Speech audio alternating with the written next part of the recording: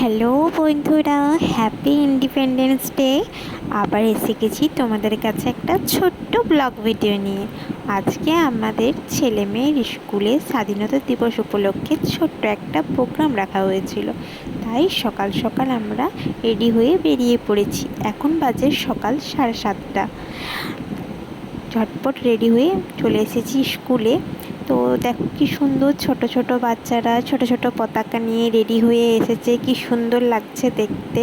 তো দেখতে থাকো ছোট ছোট বাচ্চাদের ছোট্টখানি প্রোগ্রাম কেমন লাগছে অবশ্য জানিও, পাশে থেকো, সম্পূর্ণ ভিডিওটা দেখো। এই দেখো বাচ্চারা কি সুন্দরভাবে লাইনে দাঁড়িয়ে পড়েছে।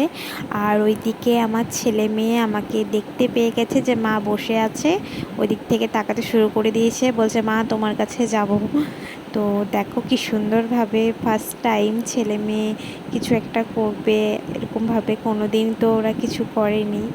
তো ফার্স্ট টাইম ওরা একটা ছোট্ট ডান্স করেছিল। তো ওরা তো জানে না কিছুই, কিন্তু ছোট্ট একটা ডান্স করেছিল, ওটা খুবই আমার কাছে খুবই আনন্দের। কারণ কি ওরা করছে যেমনই হোক আর কি।